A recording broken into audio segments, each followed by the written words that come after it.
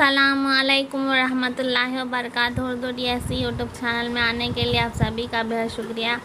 तो दोस्तों, आज जो है हम उर्दू की दरसी किताब जमाते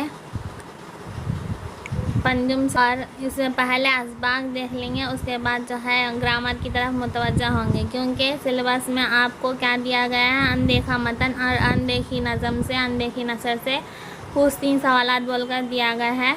तो सबक को जो है हम अच्छे से पढ़ना है, ताकि वो कहीं से भी दिए तो हमें उसको लिखने का आना है।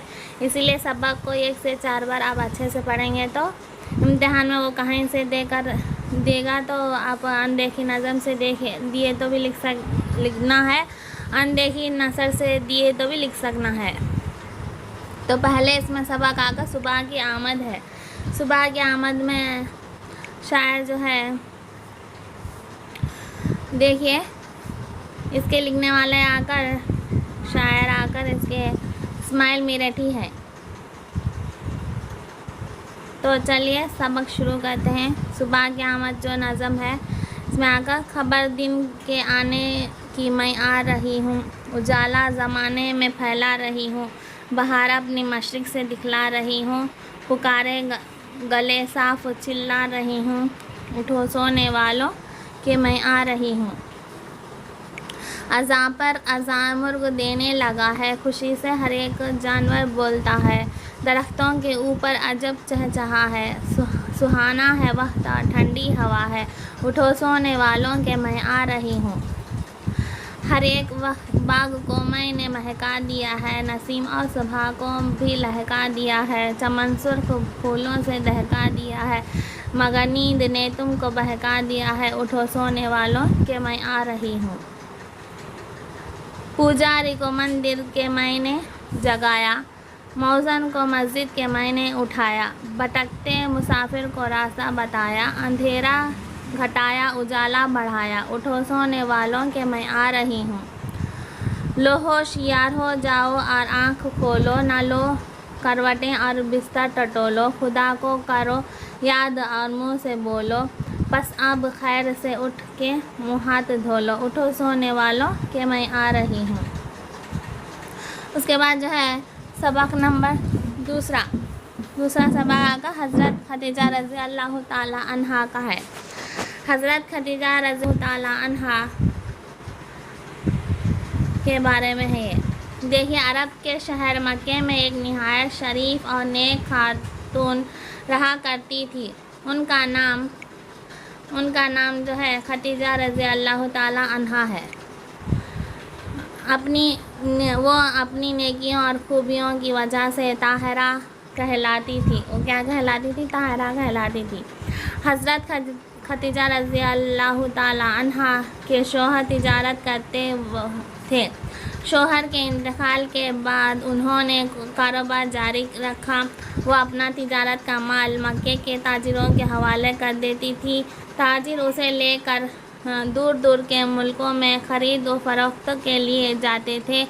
इससे जो भी मुनाफा होता उसमें हज़रत खदीजा रज़ी अल्लाह ताला अन्हा और फ़रोख्त करने वाले ताजिर का आधा हिस्सा होता। हज़रत मोहम्मद सल्लल्लाहु अलैहि वसल्लम मक्के में आमीन और सादिक के लक़ब से मशहूर थे। हाँ, ये इम्पॉर्टेंट है ये। और हज़रत खदीजा रज़ी अल्लाह ताला अन्हा ने आप सल्लल्लाहु अलैहि वसल्लम की ईमानदारी के चर्चे सुने और आप सल्लल्लाहु अलैहि वसल्लम से अपना तिजारत का माल फ़रोख्त करने की दरख्वास्त की, जैसे हुज़ूर सल्लल्लाहु अलैहि वसल्लम ने खुशी से कबूल फरमाया। आप सल्लल्लाहु अलैहि वसल्लम की ईमानदारी और दियानतदारी से हज़रत खदीजा रज़ी अल्लाह ताला अन्हा बहुत मुतासिर हुए। हुज़ूर सल्लल्लाहु अलैहि वसल्लम की बहुत इज़्ज़त करने लगे। कुछ अरसे गुज़रा तो उन्होंने हुज़ूर सल्लल्लाहु अलैहि वसल्लम को निकाह का पैगाम भेजा, जैसे आप सल्लल्लाहु अलैहि वसल्लम ने कबूल कर लिया। निकाह के वक्त हुज़ूर सल्लल्लाहु अलैहि वसल्लम की उम्र 25 बरस की थी और हज़रत खदीजा रज़ी अल्लाह ताला अन्हा 40 बरस के थे।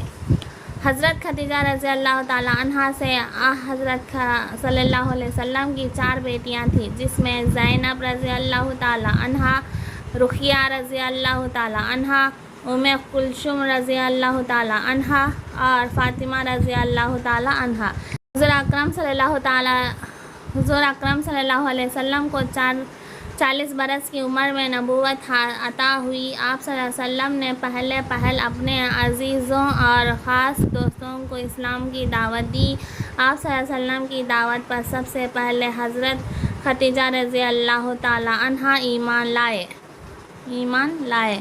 تھوڑے ہی دن بعد جب عام لوگوں تک اسلام کا پیام پہنچ گیا تو مکے کے لوگ حضور صلی اللہ علیہ وسلم کے دشمن بن گئے اور طرح طرح سے آپ صلی اللہ علیہ وسلم کو ستانے لگے۔ اس وقت حضرت خدیجہ رضی اللہ تعالی عنہا ہی آپ صلی اللہ علیہ وسلم کی ہمدرد اور غمگسار تھے۔ وہ ہر موقع پر آپ صلی اللہ علیہ وسلم کی مدد کرتے تھے، آرام اور سکون پہنچاتے، اپنی باتوں سے آپ صلی اللہ علیہ وسلم کو اطمینان دلاتے اور حوصلہ بڑھاتے تھے۔ آپ بڑی جاننثار اور محبت کرنے والی بیوی تھی، بہت رحم دل، مہربان اور سخی تھی۔ صدقہ دینا اور خیرات کرنا ان کی عادت تھی۔ گھر کا انتظام بہت اچھا کرتے تھے۔ حضرت صلی اللہ علیہ وسلم کی خدمت میں تقریباً 24 سال رہے۔ ہجرت سے 3 برس پہلے انہوں نے وفات پائی۔ رسول اللہ صلی اللہ علیہ وسلم کو حضرت خدیجہ رضی اللہ تعالی عنہا سے اتنی محبت تھی کہ ان کی وفات کے بعد آپ صلی اللہ علیہ وسلم ہمیشہ انہیں یاد کرتے اور فرماتے، خدیجہ رضی اللہ تعالی عنہا کے مجھ پر بڑے احسانات ہیں۔ انہوں نے اس وقت میری مدد کی جب مکہ کا ذرا میرا دشمن تھا۔ تو یہ آ کر دوسرا سبق ہے، تتلی اور گلاب آ کر جو ہے تیسرا سبق ہے، تتلی اور گلاب۔ اس کا بھی دیکھ لیجئے۔ ایک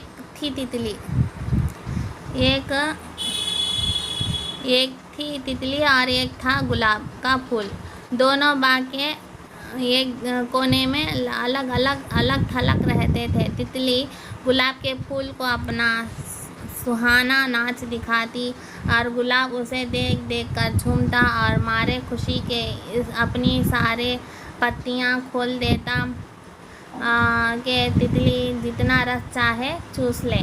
دونوں میں گہری دوستی ہو گئی اور وہ اپنی زندگی خوشی گزار رہے تھے۔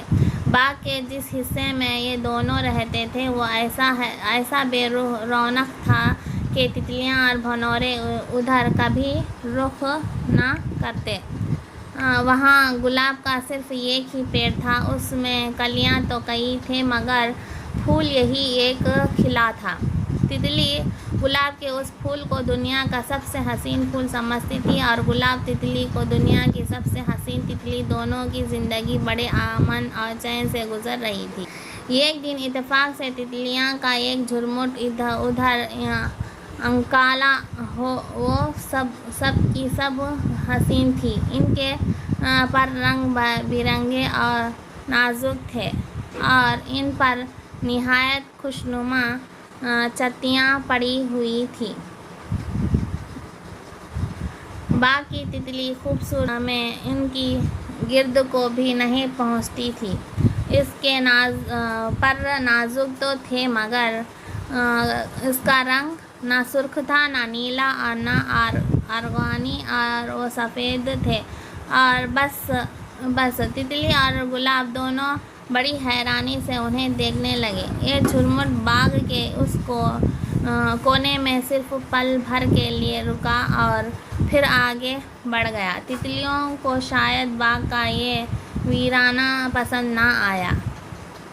انہوں نے یہ سمجھ کر ہمارے حسن کو پرکھنے والا تو کوئی ہے نہیں یہاں ٹھہرنا، باغ کے اس حصے کو رخ کیا جہاں چہل پہل اور گمگماہی تھی۔ رنگا رنگ اور قسم قسم کے پھول کھلے تھے۔ سنگ مرمر کا حوض تھا۔ وہ چاہتی تھی کہ اس شفاف پانی میں اپنا عکس دیکھے اور حوض کی رنگین خوبصورت مچھلیوں سے باتیں کرے۔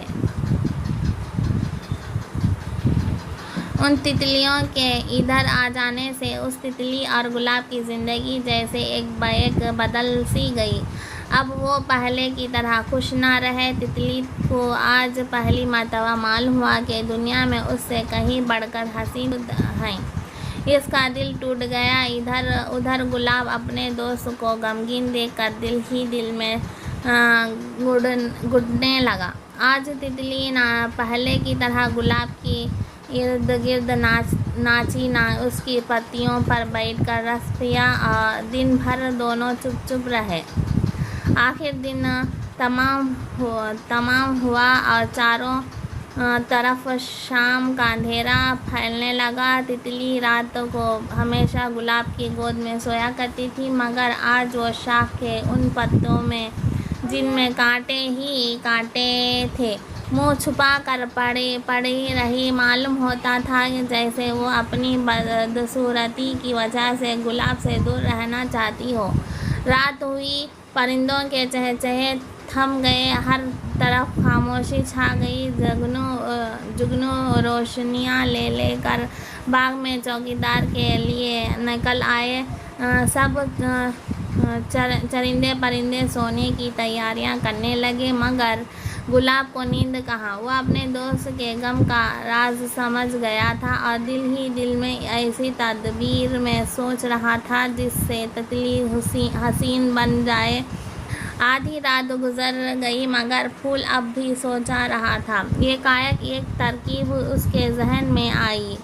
اس نے چونک کر تتلی کی طرف دیکھا۔ وہ اس سے تھوڑے فاصلے پر شاخ کے ہرے پتوں میں بے خبر سو رہی تھی۔ پھول نے اپنا سارا زور لگا کر اپنی پتیوں کو سکڑنا اور ان کی نازک رگوں سے سرخ رس کھینچنا شروع کیا۔ اس عمل سے گلاب کو بہت تکلیف ہوئی، مگر وہ پھر بھی خوش تھا کیونکہ یہ سب تکلیف وہ اپنے دوست کی خوشی کرنے کے لیے اٹھا رہا تھا۔ تھوڑے دیر میں گلاب کی کٹوری سے سرخ قطرے اس جگہ ٹپکنے لگے جہاں تتلی اپنی بدصورتی کا غمگین خواب دیکھ رہی تھی۔ رات بھر گلاب کے یہ سرخ قطرے تتلی کے سفید ملغلرے پروں پر گرتے اور ان میں جذب ہوتے رہے۔ صبح کو سورج کی پہلی کرن پڑتے ہی تتلی کی آنکھ کھل گئی۔ اس کی نظر جیسے ہی اپنے پروں پر پڑی، اس کے منہ میں خوشی کی چیخ نکل گئی۔